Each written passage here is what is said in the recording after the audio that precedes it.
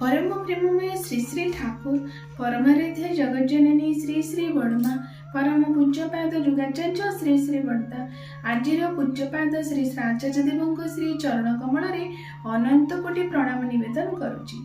सभी गुरु परिवार श्री चरण अनंत कोटि प्रणाम निवेदन करुछि। मोर ए वीडियो देखुथिबा प्रत्येक गुरु भाई और माँ मान अंतर आनंदित जय श्रद्धा भक्ति भल पाइबा ढेर सारा शुभकामना परम पिता श्रीचरण समस्त पंच महाजीवन प्राप्ति हो समस्ते सुख शांति आनंद रे रुहंतु यह ही प्रकृत रे परम पिता निकट रे मोर प्रार्थना रखे। परम प्रेम श्री श्री ठाकुर को जीवन रे ग्रहण करिबा परे मनीष जीवनर प्रतिटी कर्म प्रतिटी आचरण किपरि हेबा उचित ताहा ही आमे माने प्रत्येक जानी पारू। तेणु श्री श्री ठाकुर कहती जे तुमे माने जीवन जहाँ तुम्हें अनंत साधना व तपस्या फल प्राप्ति हेइच से जीवन केते जे मूल्यवान केते जे दुर्लभ ताहा तुमे अनुभव कर आ सार्थक करी तोड़।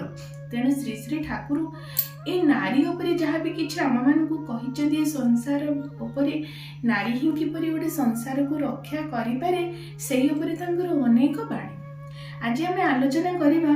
अनेक आलोचना कही जे नारीर शिक्षा वैशिष्ट भित्तिक हेबा उचित ताहा कौन। प्रथम कथा है नारीर वैशिष्ट कौन आमे माने जानिचे श्री श्री ठाकुर कहते नारीर नीति जे स्त्री मानक वैशिष्ट रे अछि निष्ठा धर्म शुश्रूषा सेवा साहाय्य संरक्षण प्रेरणा और प्रजनन ए जो नारीर ए जो अष्ट वैशिष्ट रही से वैशिष्ट श्री श्री ठाकुर कहले किछि मात्र तुम्हें त्याग कर नहीं यह हराइले तुम मानकर कौन हम बा कौन रहिला आज आम सेटा देखा। तेणु श्री श्री ठाकुर जो कहते शिक्षार वैशिष्टर भित्ति प्रस्तर स्थापना नहेले प्रकृत ताको शिक्षा बोली कहुए ना। तेणु आमे माने जो नारीर वैशिष्ट भित्तिक शिक्षा जो आज आम आलोचना करबा ताहा कौन श्री श्री ठाकुर कहते वैशिष्ट को बजाय रखी तुमर शिक्षा जेते दूर अग्रसर हेउना काहेकि ताहार भित्ति रे जेपरि रही पारे एई सब गुण गुड़िक कौन सब गुण ना धर्म क्या कहती आदर्श कौन श्रेष्ठ क्या कहती श्रेष्ठ को किपरि चिन्हिबा को हुए श्रेष्ठ को केमिति वर्ण करने को हुए सतीत्व क्या कहती सतीत्व मनीष को किपरि गढ़ी तोले सेवा कौन किपरि भावे संवर्धना करने को हुए केउथिरे सुसंतान लाभ हुए पारिवारिक शांति रक्षा करी किपरि उन्नति को डाकी आनिबा को हुए पतित्व को कि उपाय चिन्हिबा संभव संतान को किपरि पालन करने को हुए कि भावे शिक्षा देले तार भविष्यत जीवन उज्जवलतर होई छिड़ा हेबो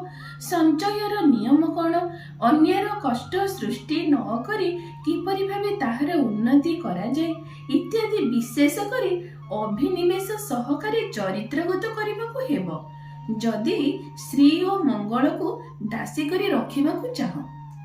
श्री श्री ठाकुर नारीर नीति शिक्षार वैशिष्टर भित्ति स्थापन कि सुंदर भाव आम मान दे गले ये आम अनुभव करवा जे किपरि भाव ए सब गुड़क आम हासिल करने को पड़ो। देखो ठाकुर ये कहले जे आमचीर नारी आम जिते भी शिक्षित होना कहीं जिते डिग्री डिप्लोमा आम हासिल करूना कहीं सेगुड़ा किंतु आमर रोजगार किसी खोराक हो पारे ये सत कथा किंतु जीवनर खोराक हो पार ना आमे जे गोटे नारी आमे जे गोटे मनीष जन्म नहीं आमर जे गोटे मन आत्मा शरीर रही तार रक्षण तार उन्नति तार जीवनर सार्थकता किंतु आम लाभ करि परिबानी ए किछि आम डिप्लोमा डिग्री हासिल करी किछि अर्थ उपार्जन करी अर्थ सिना रोजगार करि परिबा किंतु शांति तो अर्थ दे परिबनी परिवार जीवन रे मते किपरि भाबरे चलिबा को पड़िबो ताकू ही मते सेई कायदा को जानिले मते सुविधा हे। जेमिति गोटे छोट घटना मु कहूची जेमिति गोटे डंगारे गोटे नाउरिया सांगरे जने साधु बाबा जाउथिले साधु बाबा से नाउरिया को कहिले तुमे किछि जानिच पुराण शास्त्र पढ़िच नाउरिया कहले नाई आज्ञा मु तो सकाळ राति पाइले पुणी राति पर्यंत जो ମୋର ଯାହା କି ପେଶା ରହିଛି ଡଙ୍ଗାକୁ ନବା ଆଣିବା, ତାହା ମୁଁ ପେଶା ହିଁ କରେ। ମୋର ସମୟ କାହିଁ ପୁରାଣ ଶାସ୍ତ୍ର ପଢ଼ିବି ବୋଲି। ସେଇଠି ସାଧୁ ବାବା କହିଲେ, ତାହେଲେ ତୁମ ଜୀବନ ବ୍ୟର୍ଥ ହୋଇଗଲା। ଏଇଭଳି ଭାବରେ ତାଙ୍କୁ ପୁଣି ଆଉ କିଛି ପ୍ରଶ୍ନ ପଚାରିଲେ। ଏମିତି ସବୁ ପ୍ରଶ୍ନର ଉତ୍ତର ସେ ନିରୁତ୍ତର ହିଁ ରହିଲେ। ତାପରେ ଶେଷରେ ସାଧୁ ବାବା କହିଲେ, ତୁମ ଜୀବନ 3 ପାଞ୍ଜିରୁ ଗଲା। କାରଣ ମଣିଷ ଜନ୍ମ ତୁମେ ପାଇଛ, ଏ ପୁରାଣ ଶାସ୍ତ୍ର ଧର୍ମ ବିଷୟରେ ତୁମର କିଛି ଜ୍ଞାନ ହାସଲ କରିପାରିନ, ତାହେଲେ ତୁମ ଜୀବନ ବ୍ୟର୍ଥ। କିଛି ସମୟ ପରେ ଏମିତି ଯାଉଥିଲେ, ହଠାତ୍ ଏଭଳି ଭାବରେ ଝଡ଼ ବତାସ ସେ ସମୁଦ୍ରରେ ଆସିଲା, ଡଙ୍ଗା ଟଳମଳ ହେଲା। କୌଣସି ଭାବରେ କାତ ଆଉ ରକ୍ଷା କରିପାରିଲେନି ସେ ନାଉରୀ। ତାପରେ ଦେଖାଗଲା, ସେ ନାଉରୀ କହିଲେ, ସାଧୁ ବାବା ଆପଣ ଏ ନଦୀରେ ପହଁରା ଶିଖନ୍ତି? ସାଧୁ ବାବା କହିଲେ, ଆରେ ବାବା ମୁଁ ନଦୀ କେବେ, ମୋର ତ ଏଇଟା ମୋର ପେଶା ନୁହେଁ। ପୁରାଣ ଶାସ୍ତ୍ର ଏଇଗୁଡ଼ା ସବୁ ପଢ଼ିବା, ଲୋକମାନଙ୍କୁ ପ୍ରବଚନ ଦେବା, ଏଇଗୁଡ଼ା ସବୁ ମୋର ପେଶା। ମୁଁ ନଦୀ ପହଁରା ଶିଖିନି। ସେଇଠି ସେଇ ନାଉରୀ ଜଣକ କହିଲେ, ବାବା ମୋର ସିନା 3 ପାଞ୍ଜିର ଜୀବନ ଗଲା, କିନ୍ତୁ ଆପଣଙ୍କର ଜୀବନ ଏଠି ସମ୍ପୂର୍ଣ୍ଣ ରୂପେ ଚାଲିଯିବ। ଅର୍ଥାତ୍ ମୁଁ ସିନା ପହଁରା ଶିଖିଛି, କୂଳକୁ ପଳେଇବି, ଆପଣ କେମିତି ଯିବେ? ଏଇଟା ଯେମିତି ସେ କହିଲେ, ତାପରେ ଦେଖାଗଲା ଯେ କେମିତି ସେ ସାଧୁ ବାବା ସେଠି ତାଙ୍କର କ'ଣ ତାପରେ ଅବସ୍ଥା ହେଇଥିବ ଜଣା ନାହିଁ। କିନ୍ତୁ ଏ କାହାଣୀଟି କହିବାର ଅର୍ଥ ଯେ ଆମେ ଯେଉଁଠାରେ ରହୁଛେ, ଯଦି ସେ ନାଉରୀ ସେ ନଦୀରେ ତାଙ୍କର ସକାଳ ହେଲେ ରାତି ପର୍ଯ୍ୟନ୍ତ କାମ, ଯଦି ସେ ତାର ଜ୍ଞାନ କୌଶଳ ବା କିଛି ବି ନ ଜାଣିଥାନ୍ତେ, ତାହେଲେ ସେ ବଞ୍ଚିଥାନ୍ତେ କେମିତି? ଧର୍ମ ମାନେ ବଞ୍ଚିବା ଆଉ ବଢ଼ିବା। ଠିକ୍ ସେହିପରି ଗୋଟେ ନାରୀ କେଉଁଠାରେ ବଢ଼ିବ? ଗୋଟେ ପରିବାରରେ ସେ ବଢ଼ିବ, ଗୋଟେ ପରିବାରକୁ ସେ ଯିବ, ଗୋଟେ ଦାମ୍ପତ୍ୟ ଜୀବନ କରିବ, ପାରିବାରିକ ଜୀବନ କରିବ। ଏଇଟା ତ ତାର ଜୀବନ ନା। ଯଦି ସେ ସଂସାରରେ ଏଇ ସବୁ ଗୁଡ଼ିକ କିଛି ସେ ନ ଜାଣିବ, ସେ ତାହେଲେ କିପରି ସେଠି ରହିପାରିବ? ତେଣୁ ଶ୍ରୀ ଶ୍ରୀ ଠାକୁର କହିଲେ ଯେ ତୁମେ ମାନେ ଏଇ ସବୁ ଗୁଡ଼ିକ ଜ୍ଞାନ ଶିକ୍ଷା କର, ତୁମେ ଶିକ୍ଷିତ ହୁଅ, ଇଏ ଖୁବ୍ ଭଲ କଥା। କିନ୍ତୁ ତା ସହିତରେ ତୁମେ ମଣିଷ ସତୀତ୍ୱ କାହାକୁ ପ୍ରକୃତିରେ କୁହନ୍ତି, ଆମେ ସେବା ଶ୍ରଦ୍ଧା ଭକ୍ତି କିପରି କରାଯାଏ, ଏ ସବୁକୁ ଆମେ ଜାଣିବାକୁ ପଡ଼ିବ। ସବୁଠାରୁ ଗୁରୁତ୍ୱପୂର୍ଣ୍ଣ କଥା ହେଲେ ବିବାହ କେଉଁଠି କରିବି, କେଉଁଠାରେ ବିବାହ ମୋର କରିବା ଉପଯୋଗ, ବିବାହ କ'ଣ, କାହିଁକି ମନୁଷ୍ୟ ବିବାହ କରେ, ସୁସନ୍ତାନ ପୁଣି ଲାଭ କ'ଣ, ସନ୍ତାନ ତ ସନ୍ତାନ, ପୁଣି ସେଥିରେ ସୁସନ୍ତାନ କିପରି, ସେଇ ସବୁ ଜ୍ଞାନ କୌଶଳକୁ ତୁମକୁ ଶିକ୍ଷା କରିବାକୁ ହବ। ସନ୍ତାନକୁ କିପରି ପାଳନ କରିବାକୁ ହବ, ତାର ଭବିଷ୍ୟତ ଜୀବନରେ ସେ କିପରି ଗୋଟେ ଭଲ ମଣିଷ, ଉନ୍ନତ ମଣିଷ ଠିଆ ହେଇପାରିବ, ତା ଭବିଷ୍ୟତ ଉଜ୍ଜ୍ୱଳତର ହେଇପାରିବ, ଏ ସବୁଗୁଡ଼ା ମୋତେ ଶିକ୍ଷା କରିବାକୁ ପଡ଼ିବ।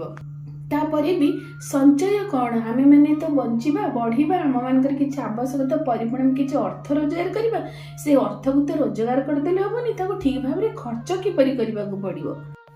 ଏ ସବୁଗୁଡ଼ା ହିଁ ଗୋଟେ ନାରୀର ବୈଶିଷ୍ଟ୍ୟ ଭିତରେ ରହିଛି।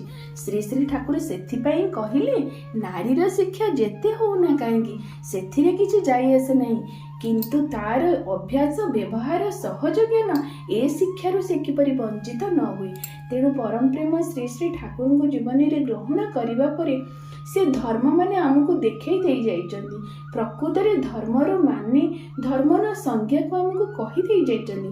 ଆମର ଜୀବନର ପ୍ରତିଟି ଆଚରଣ, ପ୍ରତିଟି ଚଳନୀରେ କିପରି ଭାବରେ ଧର୍ମ ଫୁଟି ଉଠିବ। ପ୍ରକୃତ ଯେ ଧର୍ମ ମାନେ ଆମମାନଙ୍କ ଜୀବନ ରକ୍ଷାର ଯେଉଁ କୌଶଳ, ଆମମାନେ ବଞ୍ଚିବାର ବଢ଼ିବାର ଯେଉଁ କୌଶଳ ହିଁ ପ୍ରକୃତରେ ଧର୍ମ କୁହାଯାଏ।